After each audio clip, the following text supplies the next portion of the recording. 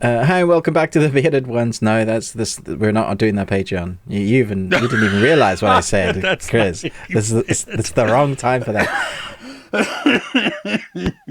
Do you need your asthma pump or something? Do you want to get your oxygen? No, I just need another cigarette. That's okay. We're good. Okay.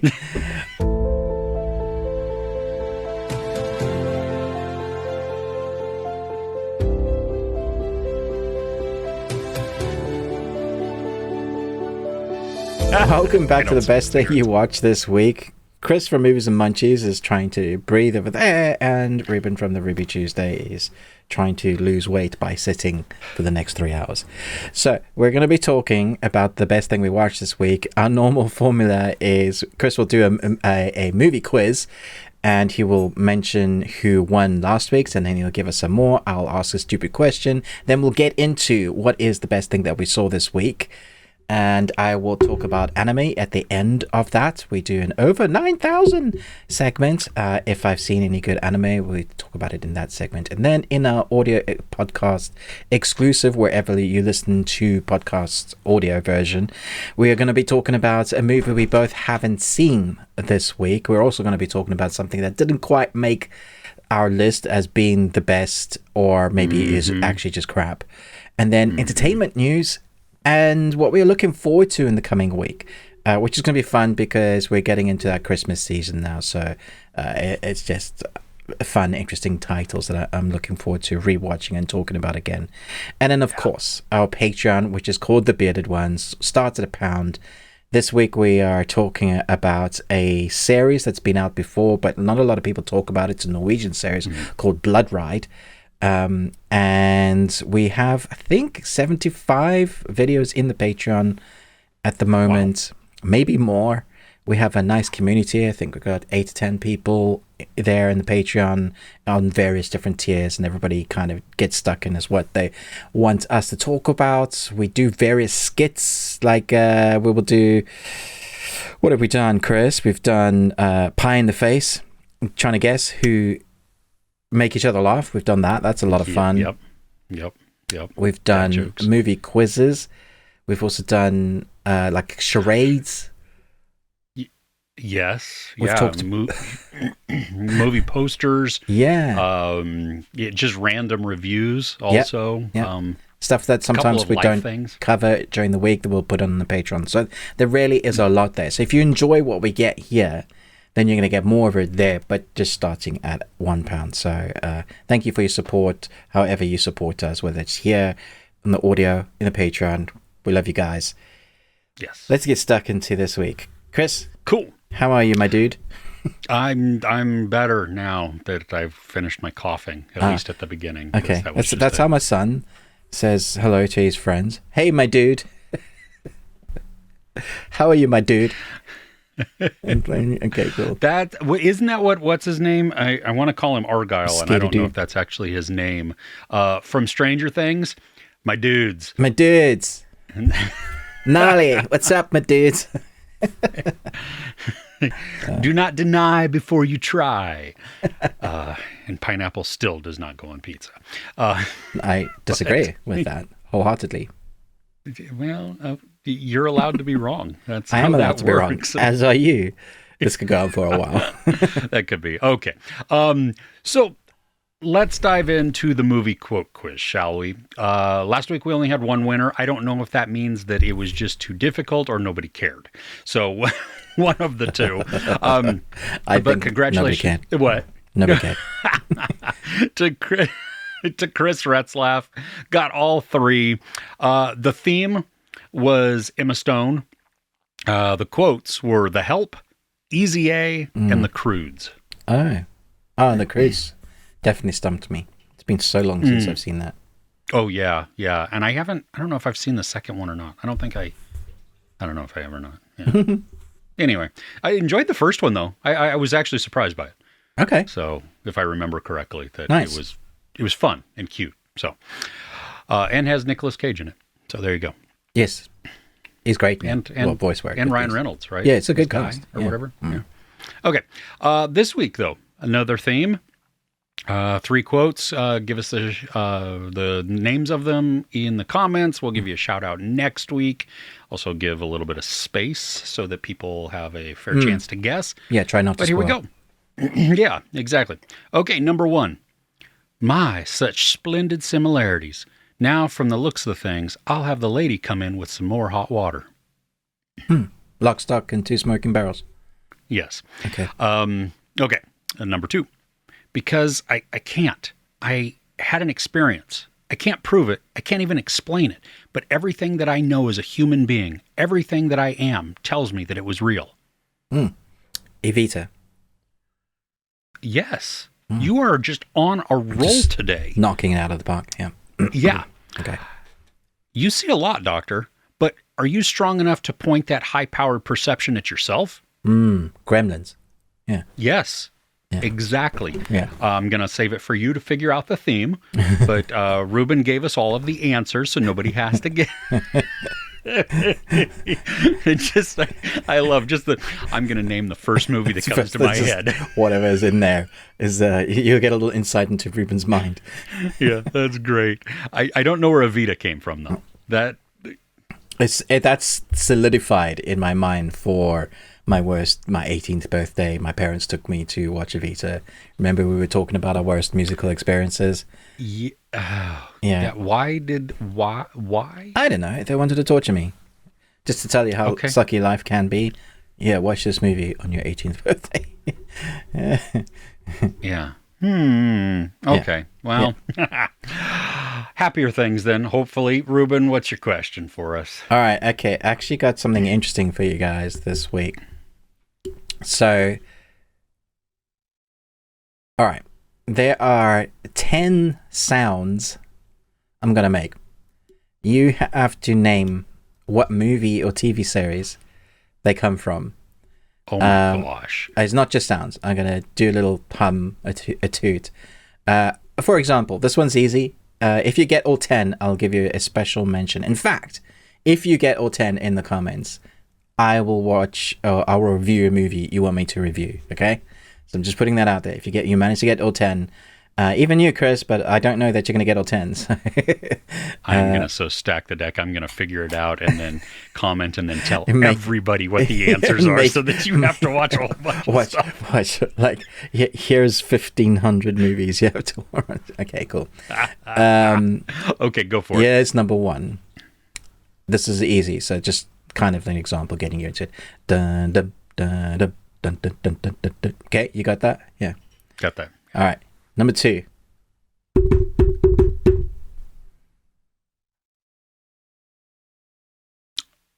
Okay. Yes? You got it? No. Okay. No, I Let me try again. Dun, dun, dun, dun, dun. Dun, dun, No. dun, dun, dun, dun, dun, dun. No. No? Okay. No, don't ruin it for everybody else. Sorry. You've taken them down the wrong track. Bum, bum, bum, bum, bum, bum. Okay, that's number 2. Okay. Number 3. Nice.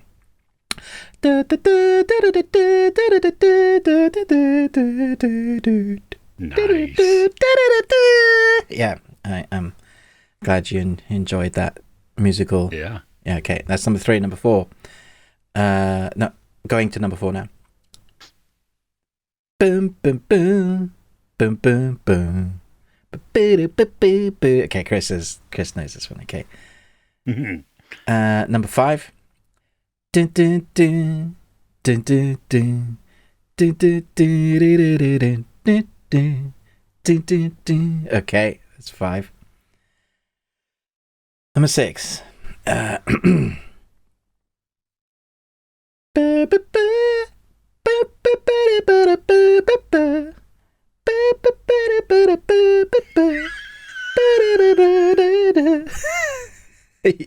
We were singing that a couple weeks ago. Brilliant. Okay. At my house. Yeah.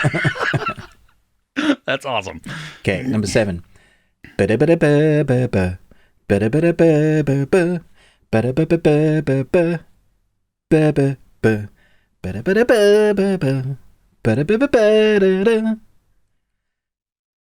Okay. Nice. Stumped me. Number 8. Dun dun dun dun dun dun dun dun dun dun dun dun dun dun do do do do do do do do do do do do. Okay. And I'm loving these. number 9. This one should be easy for everyone.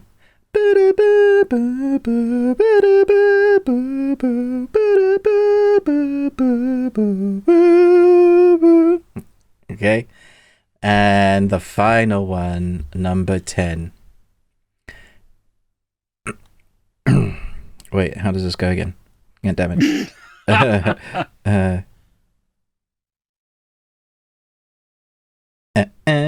No, that's wrong.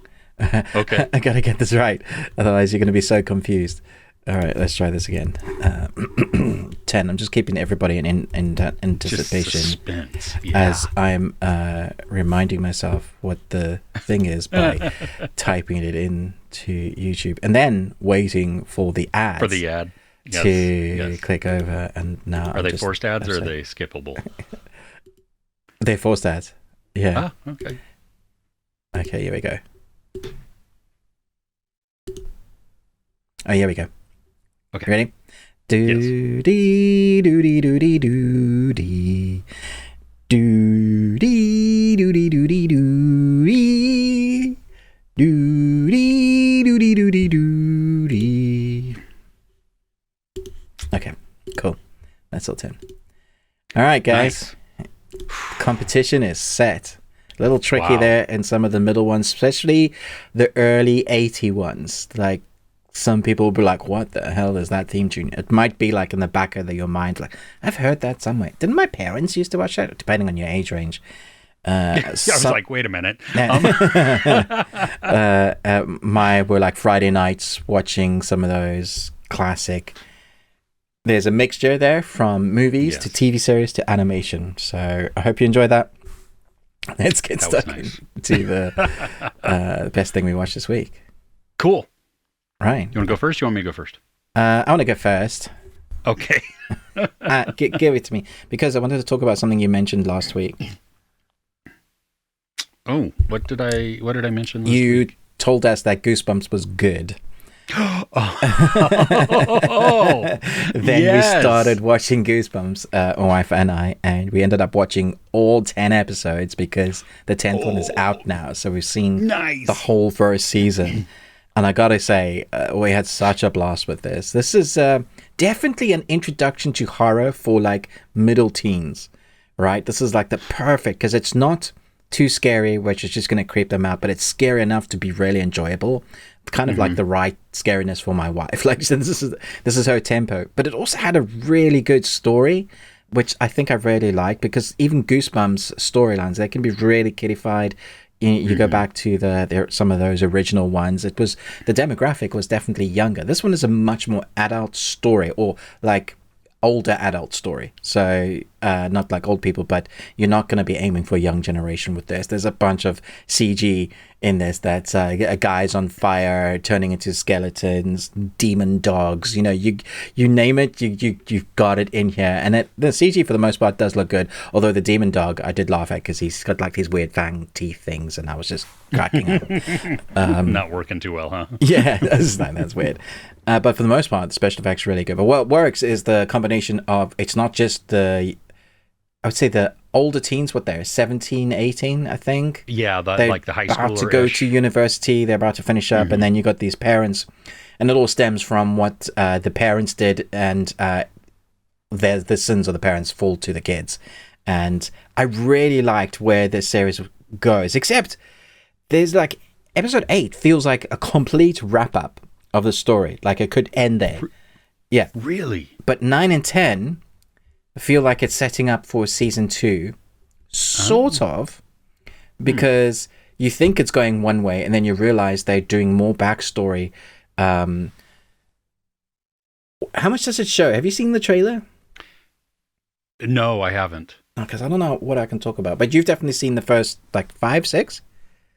2, maybe 3. Oh my goodness. Okay. Yeah, no, I know.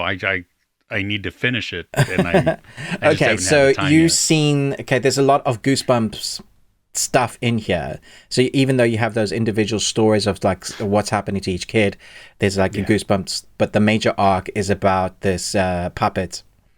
You've seen that bit? Not for this one, but I know from the Jack Black movie. Oh, okay, cool. The puppet was in there also. Yeah. So we have a puppet, and we get to know a background origin story for the puppet in episode 8 or 9. Like it comes way late. But the conclusion and the wrap-up is really clever, really entertaining.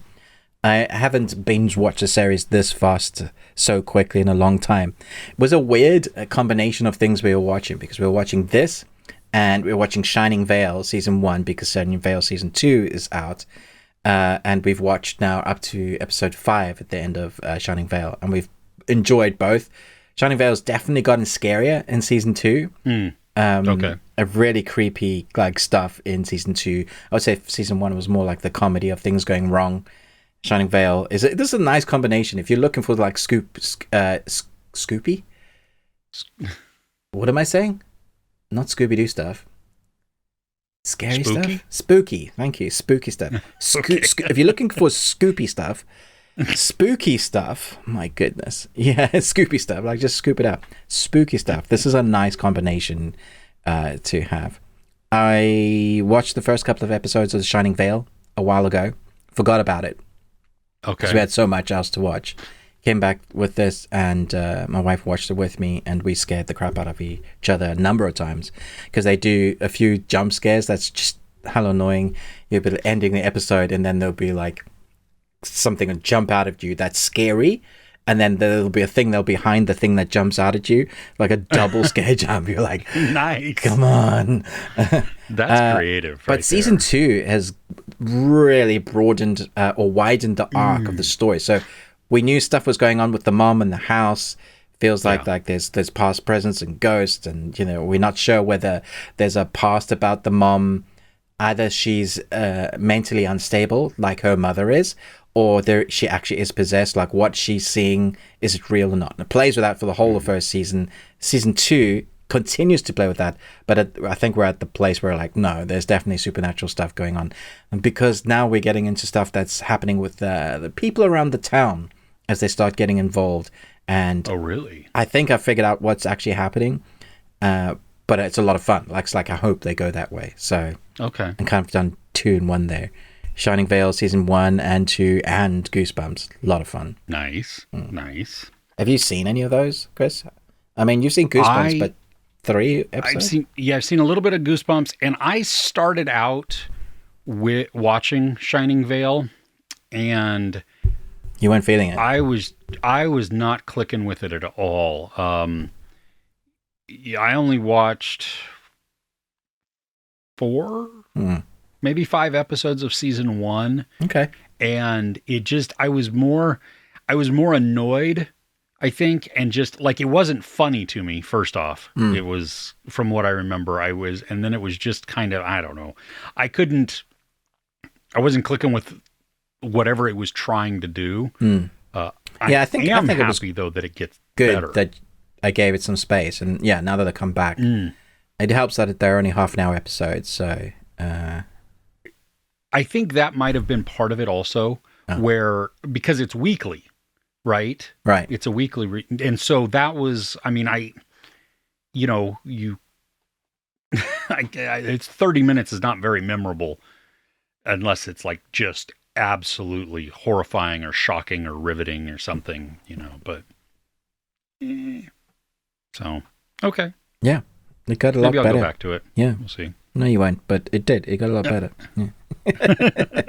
I mean, probably not, which is sad because I like Greg Kinnear. Yeah, I like Courtney Cox. Yeah, they get to really play a lot because they experience a lot. Emotionally in their relationship in spiritual sort of form, and what they're having to deal with. The kids get a lot of extra interesting concepts that they have to deal with. I'm not doing spoilers, but like the situations they get placed in, to see them, how they react to that. A lot of fun. Yeah. Okay. Cool.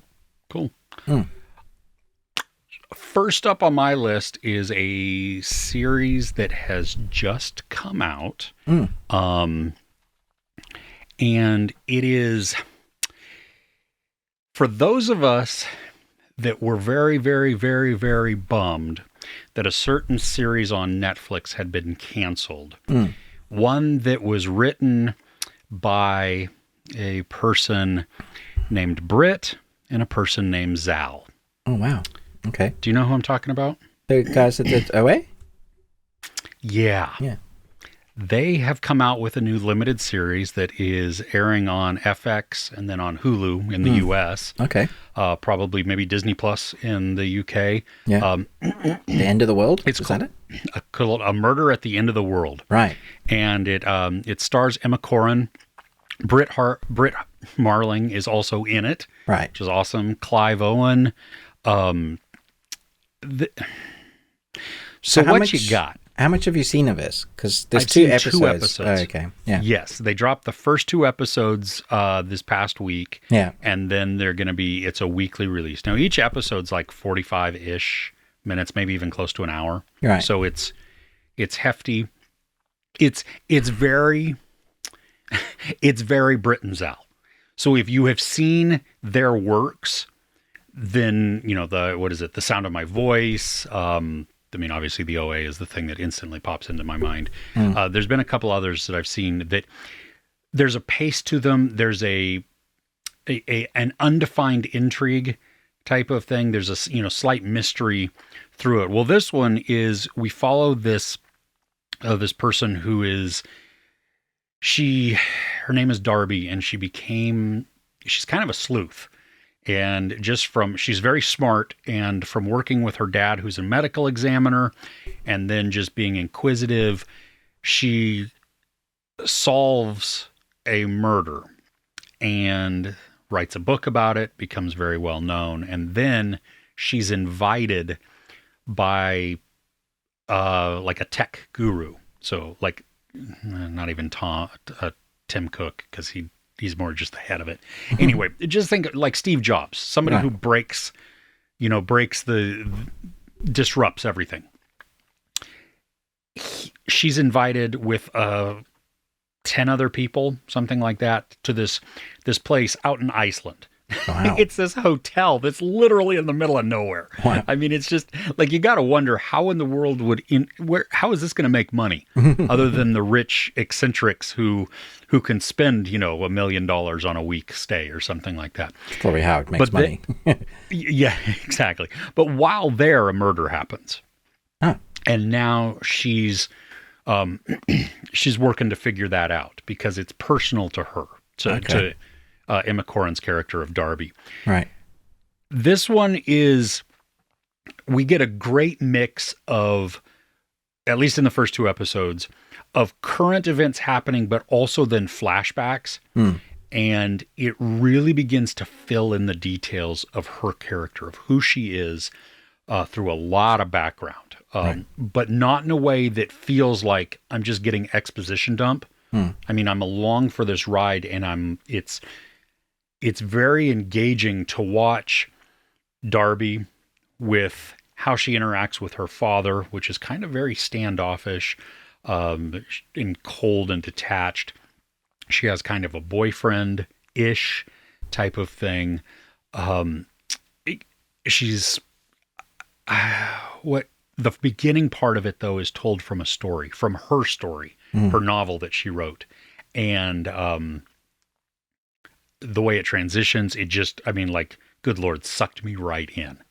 And I'm chomping at the bit to see more of this, because the mystery is building up wonderfully, because they're giving us little clues as we go along, but not anywhere enough to even figure it out. Right. And it's only 7 episodes.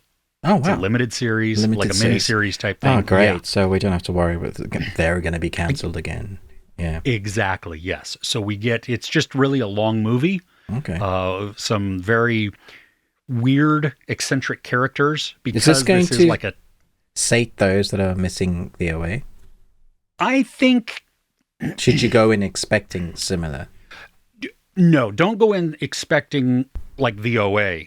But if you are a fan of the OA and that type of storytelling where it's a little vague, Yeah. but also mysterious and just like a lot of things go unsaid or partially said. Okay. You know, where you're a little frustrated that they just didn't say it all, but then you also don't want them to say it all because it makes you think a little bit. That's kind of how this is so far. Yeah, I saw this on there. I really wanted to see it. I didn't know whether I should wait until more was out. I would wait a little bit, only because, like, we watched the first 2 episodes, and I'm like, crap. I have to wait for some days before the next one comes out. This is not fair. I don't like this. When does it come out? Is it like it's a random day, isn't it? It's like Tuesday? It's on Tuesdays at midnight Eastern time. Right.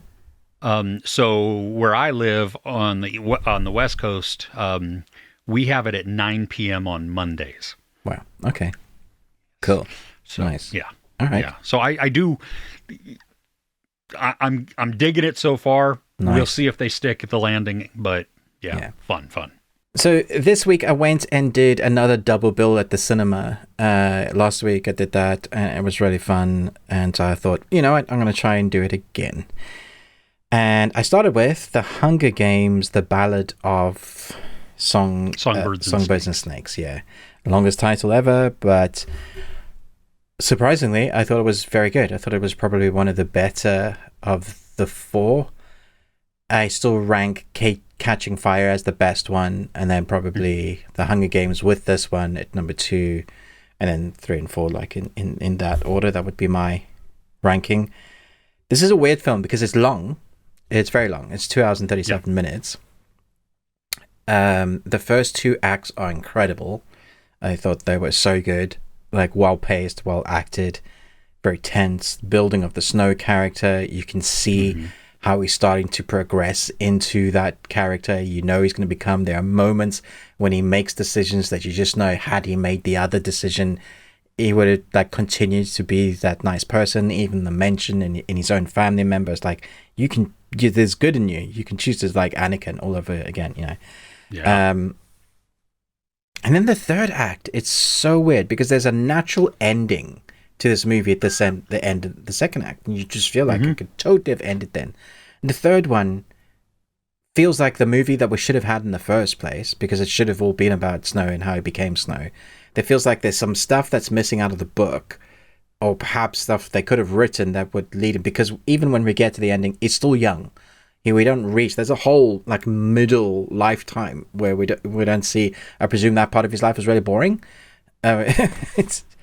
Because of where it ends, where the movie ends, he's already on that trajectory now. Yeah, he's definitely. So we're then, I guess, guessing that that's where he's headed, and that's what he's going to. Yeah, he doesn't really change from that. It's just the progression, of rise in power type of thing. There are some major changes from the book to the movie, though. Okay. Which is weird because some of the stuff that the actor that is President Snow in the other movies, he does to directly talk about what's in the books. So you see him dabbing at his mouth because he bleeds from being poisoned. But they change that in this. That's not the reason why he has the roses. It's not the reason why. So I thought that was very interesting. I think you would only know that had you read the book. I thought he was fantastic. Like, I thought he was really good at showing the range of emotion that he has from being someone that is born into the life supposedly of the top tier, but he isn't. When you see his body and the state of it and the money that they're supposed to have that they don't have, he's almost like one of the districts, which is a really nice, it's a weird juxtaposition to have because he's not one of them, but he is almost one of them. Yes. And he's with his best friend who also is trying to help those in the districts. Yes. Because he came from the districts. Yeah, it's a twisted story. Oh, yeah, because he did. There's some stuff that I don't want to talk about because it's I guess that would like ruin the surprise. Sure. But there were revelations that made more sense in this, which does actually add a lot of weight to who he becomes later. Which I liked. Like, you would get to know stuff about his family and where he came from and why he's like that. All of that stuff really played well. There are moments I would have liked to see more of. We had a little bit of a introduction to him as a young child. I would have liked more of that. I thought it was really interesting to see just that lifestyle, but probably enough of what we got.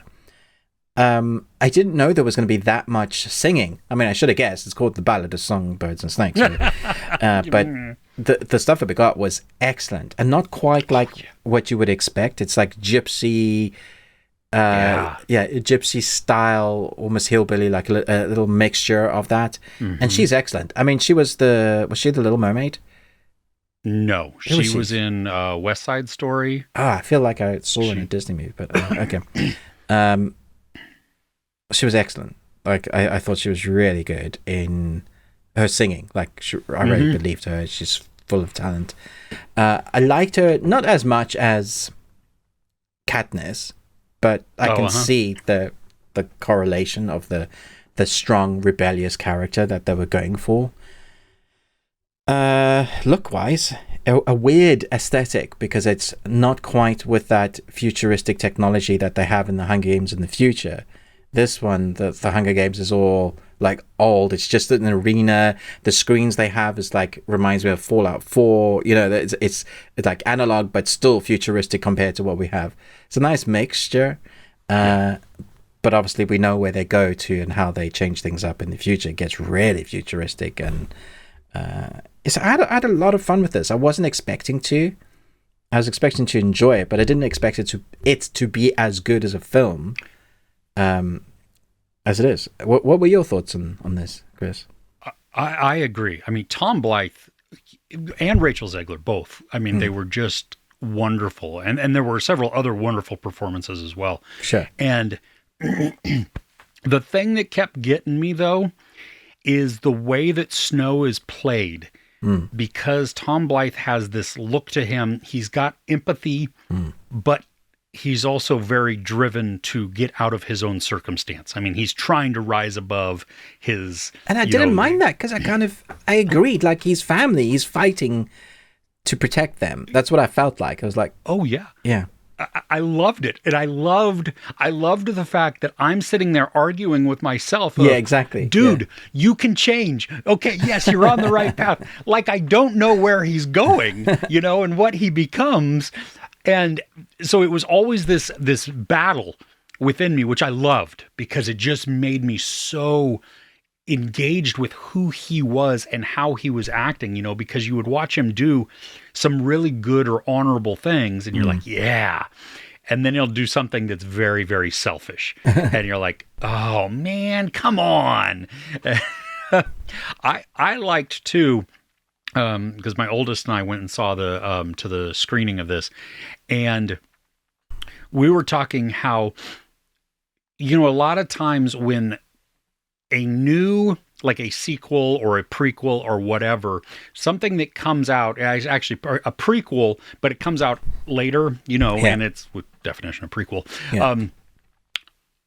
But sometimes the people just can't help themselves to put in new stuff because now there's newer technology available in our world. Yeah. They showed amazing restraint to keep it very no, we can't. No, it's got to be. We've got to be able to connect it properly. That's some of the issues I have with like the new Star Wars. Rogue One's amazing, but it looks so much better than the old Star Wars original. When we see that fight scene with Vader, I mean, that's incredible. But you compare that to the Vader fight scene with Obi-Wan, and you're like, oh man, oh no, there were funny things, I think, in this. I mean, when the games began and they started to send in stuff, I'll just say that, I laughed out loud because it was so unexpected, but it fits. Like, I was like, worked. Oh my gosh, that's genius, because that's really how it should be, especially with the explanation. Yeah. Like you, well, I thought the movie was ending at the end of part 2. Yes. Okay. Yeah. I'm glad it didn't, because there's that whole change now. Because had we left it at the end of part 2, Snow is kind of honorable. Yeah, he's not. But that would have been nice, right? Like, oh, maybe we don't know what happens to him that changes. See, I don't think I wouldn't have been satisfied with that. Right. I want to see, because we've watched this little bit of internal moral dilemmas. Doesn't take fighting long. with him. No, but and then we get to part 3, which, first off, I mean, like I said in my review, when they showed and it said part 3, all of a sudden it reminded me that there's like a chunk more of the movie, and I felt the time at that moment. Yeah.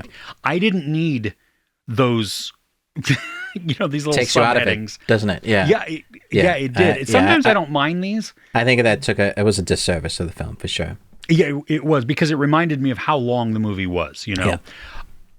Then I like what's going on in part 3 and this final act of the movie, but we are moving at breakneck speed. Yeah. Through this versus how things were developing in the first 2/3 of the movie. So this is where people were saying, and a lot of people have said this, is like, because like of that title card that's kind of pulled you out of it, you suddenly feel the time and you feel, another whole act. But then you feel like they've rushed throughout like the change of Snow, like the most important part of the film, surely. Yeah. Yeah, which was a bummer, because I mean, you see it take fruition, but it happens like almost in an instant. Yeah, he was good. Like, no, he's evil. He was like, dude, wait, what? Yeah. So yeah, I mean, I would have, at this point, I would have preferred another 15 or 20 minutes. Like, I mean, you've stuck it out this long.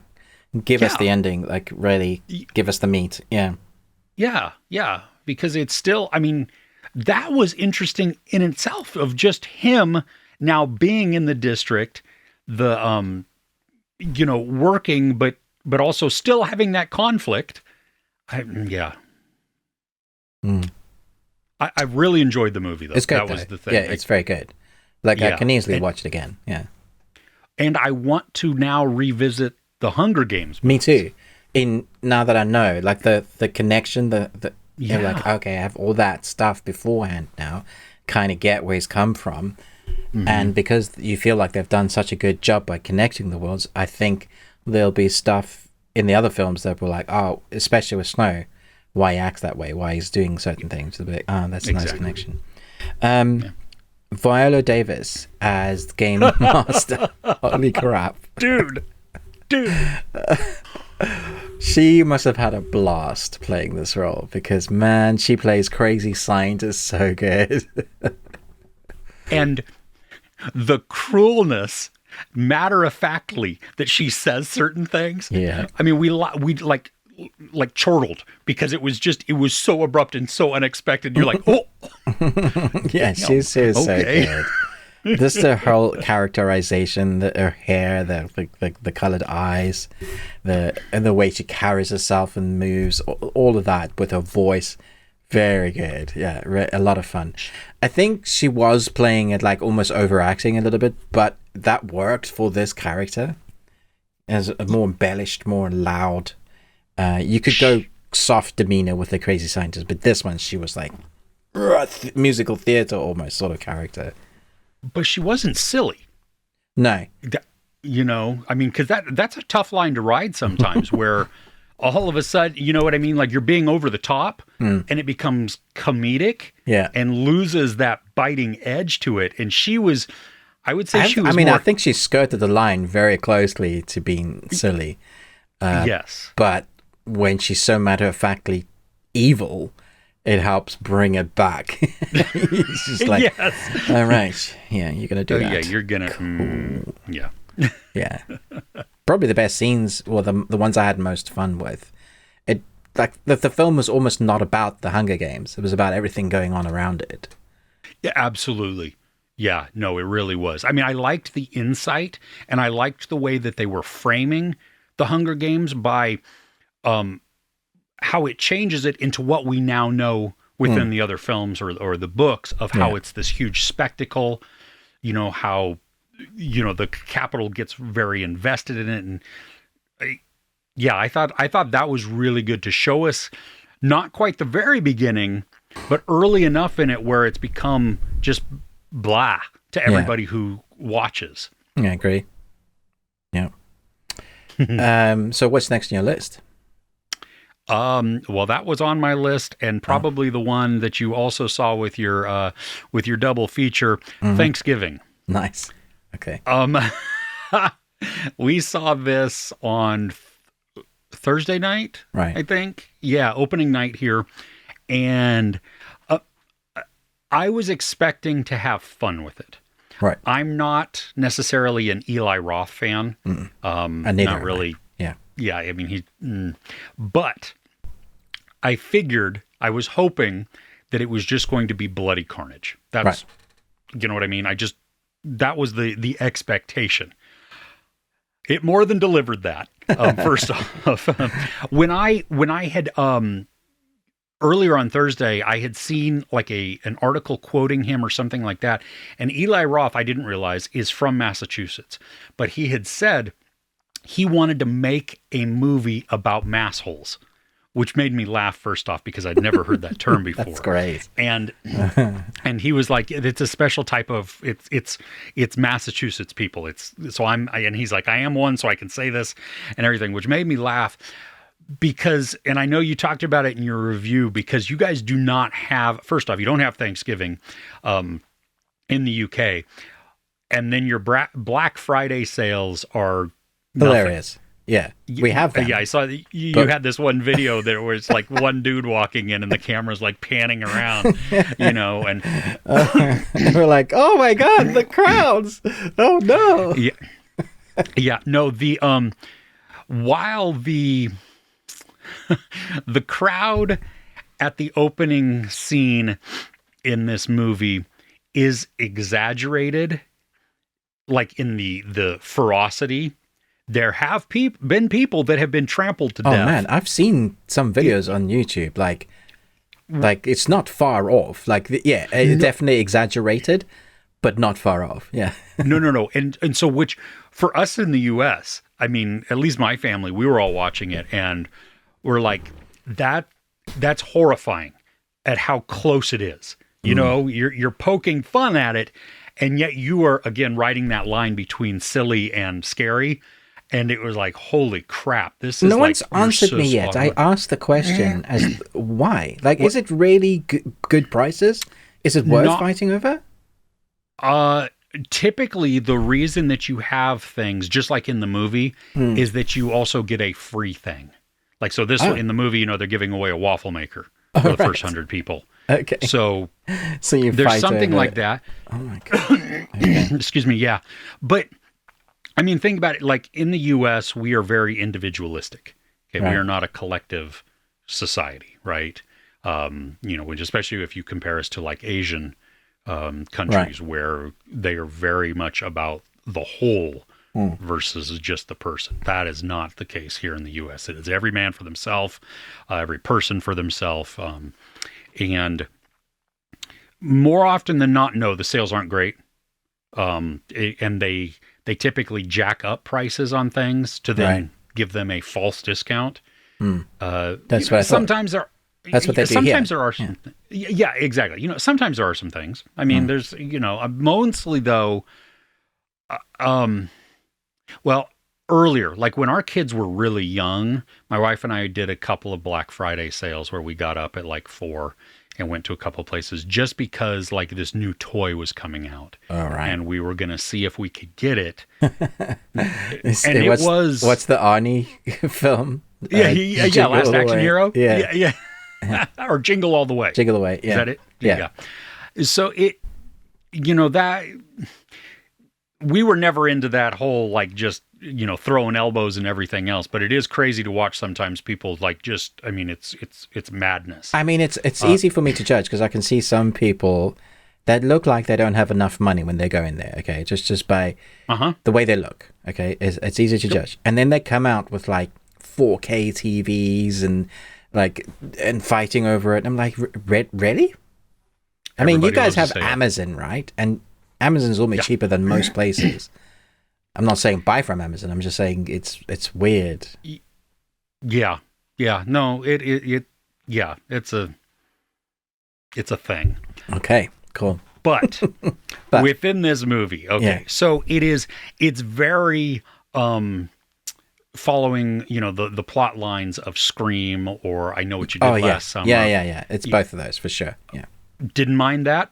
For me, the largest bummer was I guessed at the very, very beginning of who it was, and I was wrong because, I was wrong at the very, very beginning because I thought it was this person, and then right after that, I was like, oh, no, it's you. As soon as I saw this person, I was like, it's this person.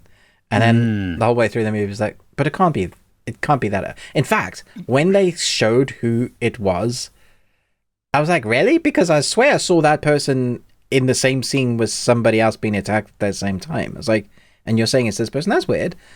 So, yeah. Yeah, I thought, I didn't think I saw them, but okay. I'll definitely be rewatching it. For sure. Yeah. Because it was, I mean, once we get to the kills, the first, I mean, the Black Friday tragedy is horrifying, and it is filmed so well because you feel the chaos, and it's so Eli Roth because there's moments there that something happens, but then they're like the blood and the gore. There's this woman's head, some stuff happens to her. I'm like, oh my gosh, like, what the hell? yeah. You just went there and like, oh yeah, and the fact that they're not noticing, I'm like.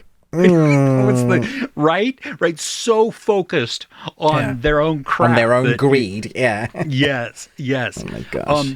But then the kills after that we get the following year when the thing starts happening, the whole crux of the movie. Yeah. There were a couple where it was like, okay, that's stupid, but I loved it. It was so gnarly. Like there was one. I was trying to work out how it happened, but is it the first one? Yeah, I think so. There's a, let's just say there's a lid that shuts. Okay, right. And I was like, really? But also, my immediate reaction was, well, and there's a couple too that are very abrupt. Like I didn't expect them, which was outstanding because. I'm expecting a kill, but I'm not expecting how it came about and to whom. Right. That was the other thing, you know what I mean? And so there was a couple of them, and my daughter-in-law had gotten up at one point and came back. And did she miss it? She missed. I can't even say where it's. Is it a female one? No. Okay. It was dude. There were a couple of those too. And we laughed too. I was like, what do I do? It was like, dude, really? You do nothing. Game over, man. Game over. Exactly. Yeah, no, there was one in before that she had missed. It took place outside. And it was, we were just talking because some of the prosthetics and the practical effects that were used were it was outstanding. It was so disgusting and the reason why I think this movie works is because you get like 40 minutes of a setup, building the characters, showing us the beginning, actually giving us some sort of characters. Don't really care about any of the characters, but you're setting up about their lives. Like, in fact, some of them you hope they die because what they've done is they deserve, right? Yes. And then you get to the Eli Roth moments. Like, so even though he's directing the movie, we're going from a director who's done Cabin Fever, Hostels. Like, he does body horror. He does. I heard the term recently. Who was it that did it? It's not his term. Some reviewer I watched. What's it called? Like horror and porn together. Gore porn or something. Porn? Yeah, porn? Yeah. That came out I think when Hostel. Right. Was first that term from him. Been tossed around. Yeah, and he loves to like mess with body parts. Not so much to the extent that he did in Hostel, thankfully, but there was a good chunk of chunks that he messes with that create a sort of atmosphere that is scary, heading towards that sort of Saw atmosphere. But then you're still having the comedic moments of the kills as well, so that it elevated it or it lightened it somewhat to make it a just very enjoyable experience. And so I thought he found the formula that worked. Yes, there's a Thanksgiving scene. Which I knew part of it was going to happen, but I didn't know the after effects were going to be shown either. I actually felt a little nauseous in one part. There were people that were tied up and the stuff, and then reacting. Yeah, I was like, yeah, yeah, yeah. No, this was a brutal movie, and I totally loved it. Not a fun movie to watch by yourself, by the way. I had the whole screen. It was like the second biggest screen in our cinema complex. No one in it. Totally by myself. That's disappointing. Yeah. Because our theater was pretty full. You see, I want to watch this type of movie with people and their reactions. Yeah.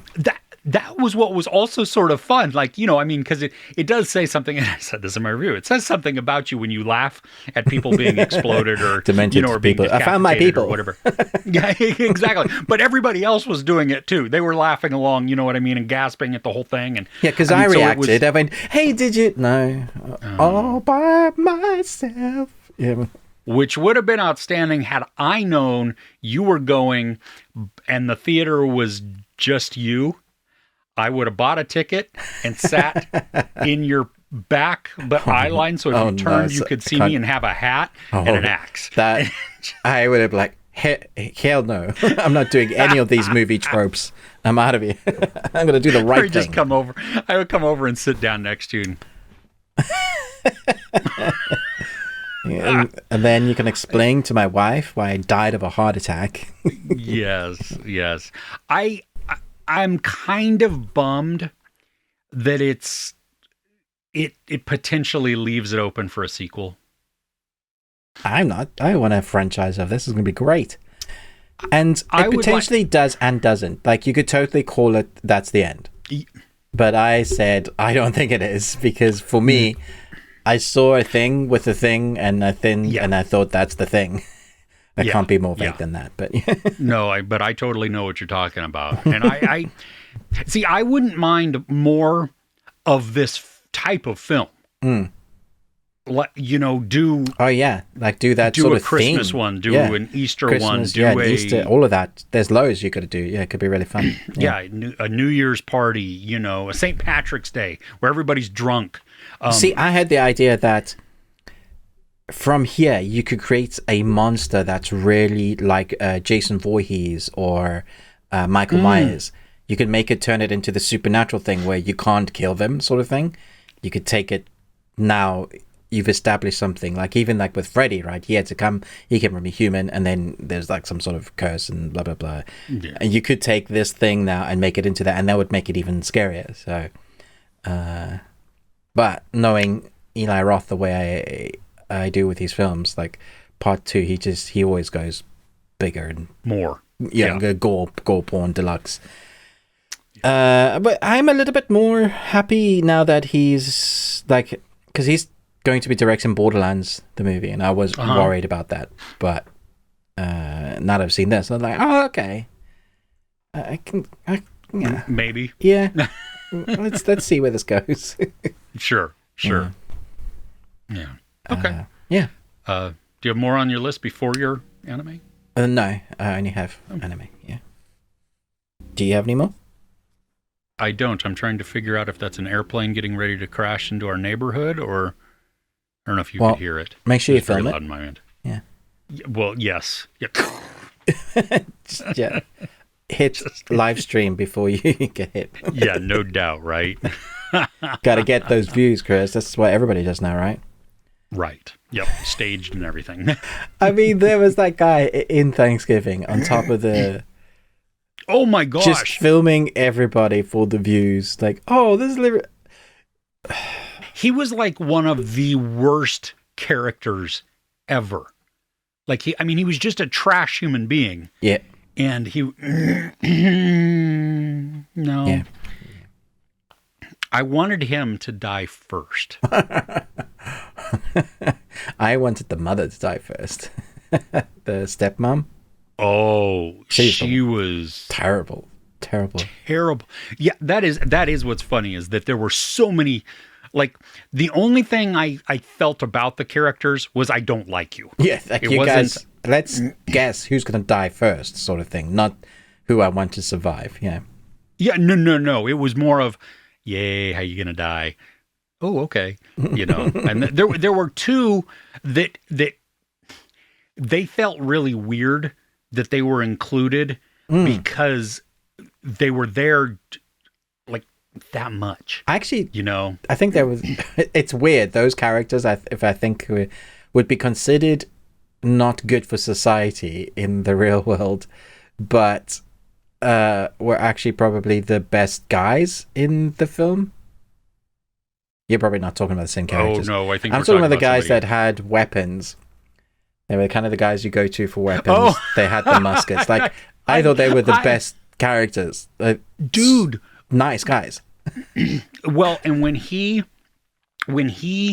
gives the final girl a thing, that is a classy moment, right there. Yeah. Like, I mean, that is a wow, dude, you're actually for the flaws and everything else that you showcase. Yeah, exactly. Yeah. Well, gotta have his customers alive. So yes. Speaking of that duo, also the kid who was playing like the bouncer, who was selling the tickets, who that stuff and thing.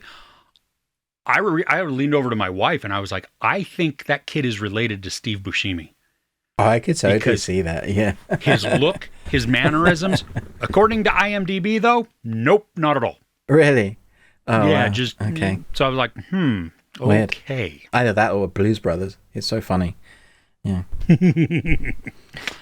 So okay. Okay, cool. So this week we had the anime Scott Pilgrim Takes Off come out on Netflix. It's over 9,000. And I watched it, and I can say there's been an outcry on the internet. It has had a very mixed response because it's not based off the movie, and it's also not based off the graphic novels. It's taken inspiration from both, but kind of done its own thing. It's expanded the story, and it's very different. So people went in with expectations expecting to have one thing, and they got another.